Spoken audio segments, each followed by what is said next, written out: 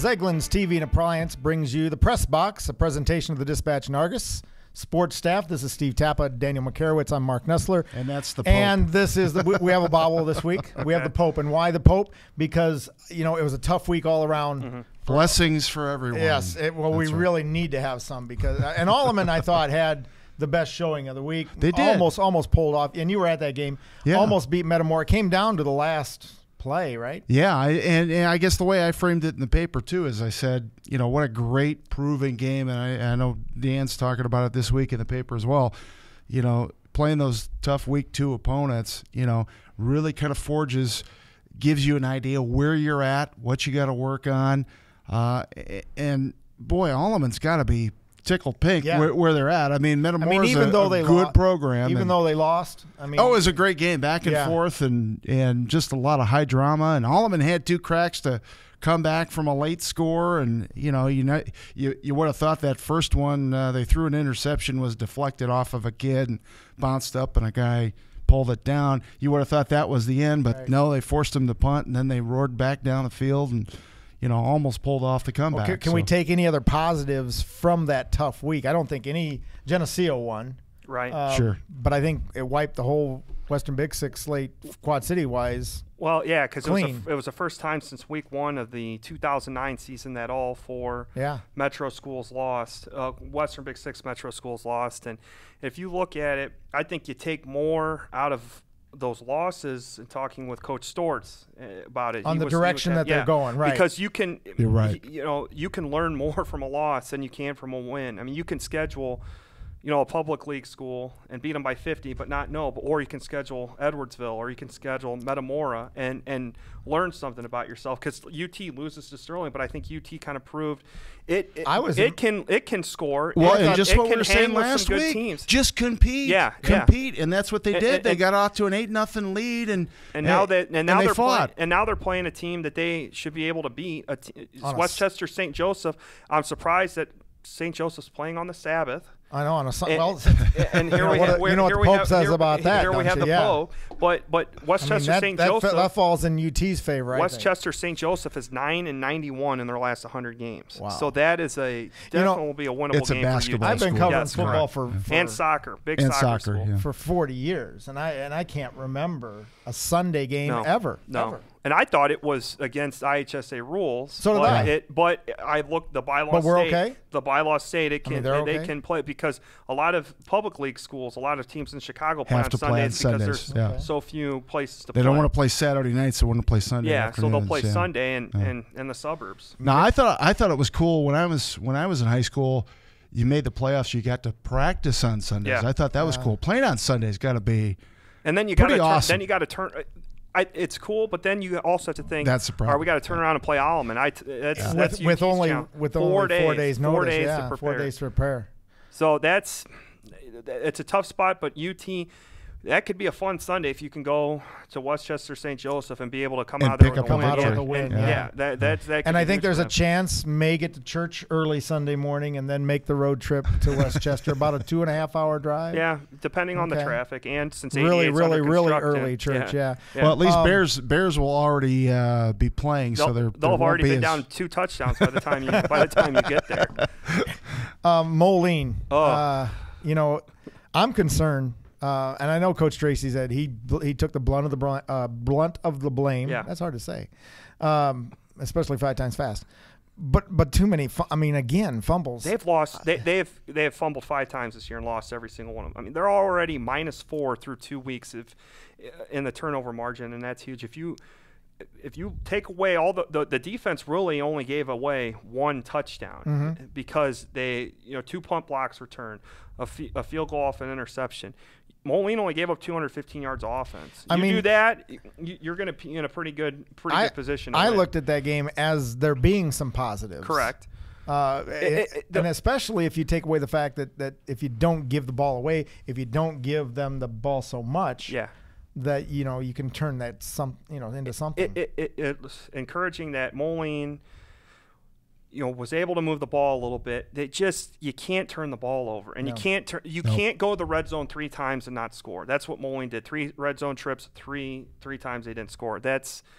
You just can't do that on the road. But if you take away the fourth quarter, Moline was a drive away from a potential tie, and then they fumble the ball on that one, and then they just give it or a scoop and score on that situation. And we said it last week that's been their MO for how many years now? I mean, that's the discouraging thing. And at some point, it's as players, you got to say we got to figure it out. Right. You can't turn the ball over. It's as simple as that. Yeah. You can practice all you want, but at some point, players got to step up and hold on to the football and not fumble it. Well, Tracy is a good Catholic man, so here maybe the Pope will bless him. Exactly, and they need that because a win is huge going in. You got to have a win to get in the Big Six.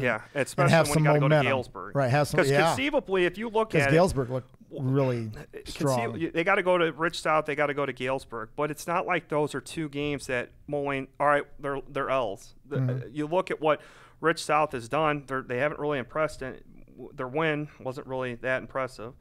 I believe it was over Thornridge, or one of those South suburban schools. Sure. And then Galesburg, LP, who hadn't been playing very well. Right. So those are two winnable games if you kind of look ahead a little bit. Geneseo plays Hope this week. The Mighty Eagles. Yeah. Is there hope for Hope? 0. Is Geneseo 0?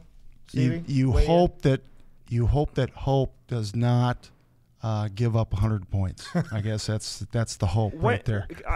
No, Geneseo would not run up the score like that. But no. But boy, this could be a big probably 40 points easily at halftime and play 14 running backs. And they got LaSalle Peru down the road too. I just wish that Geneseo would schedule a little bit better. Yeah. Stronger. I mean, find a way to they could play a Metamora. Yeah. Or play an Alleman, or play a Rock Island. Sure. Play somebody. Well, Alleman's playing Sterling this week. I mean, that's a great matchup. That is a great. Yeah. That's a great week 3 matchup. That might be the best matchup on the slate. And it's a good kind of regional non-conference rivalry game. Is Alleman Sterling, and they played for a long time. It was like 1997 was the last time they played, but it had been a long series right before there. Right. So that's good. That's a good regional rivalry, and I think playing Metamora, that's a good regional rivalry too. Couple quick takes. We got. Rock Island's Alec Jacobs going against Jacobs. Yes, Algonquin Jacobs. Yeah, there you go. How does he fare against his This will be a good test for for Rock Island too, because Jacobs is 2-0 and they beat Prospect. They're getting some state ranked buzz. That's a good test for Rock Island to see. Okay. Plus, it's on the road. Yeah. And it's not an easy trip. It's not easy, but it's better than Alton. It is better than St. Joseph, Michigan. That's true. But that's a good test for Rock Island, because that would be a huge win for them. Then you're coming home. You're playing Quincy in the Big Six opener. Huge potential game for them. And I don't see Rock Island going up there and laying an egg. I think that they're motivated by what happened against Edwardsville, and they're 2-0. But it's not like they're the greatest team in the world. And they got a couple things they got to clean up. Just execution-wise, they gave up the ball 4 times last week. But Deshaun Davis so is playing really well. Yeah, I mean, they have passing the ball well, and they're being productive. It's just a matter of finishing drives. But we talked last week how tough it was. Potentially, you could see all 4 of these teams plus Geneseo all winning. Yep. Realistically, that could happen. Is it easy? No, but it could happen. Stevie Alleman Sterling, and the Pope is already blessing. He's got all win this week. He's got the touchdown sign for the Pioneers. That will be a tough one against Sterling. That's going to be tough to find. That will be tough. But as we said, Sterling gave up 200+ yards to the Dakari Mars last week. So, what do you think Alleman's going to do against Sterling's defense? Yeah, that and Alleman only giving up 21 to Metamora.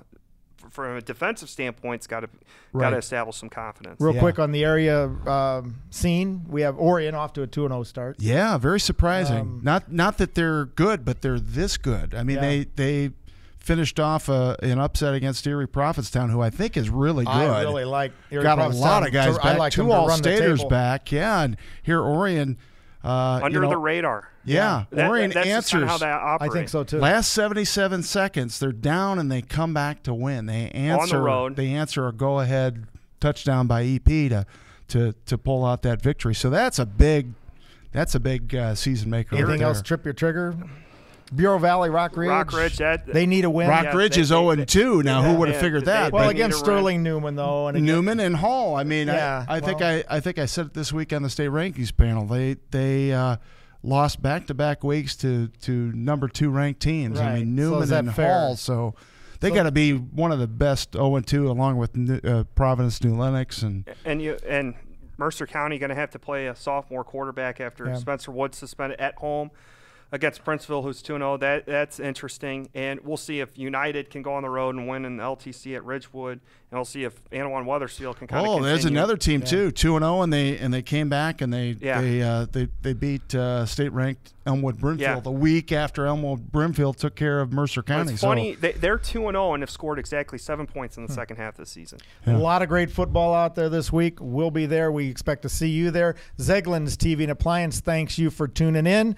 The Pontiff says, touchdown. We'll see you next week.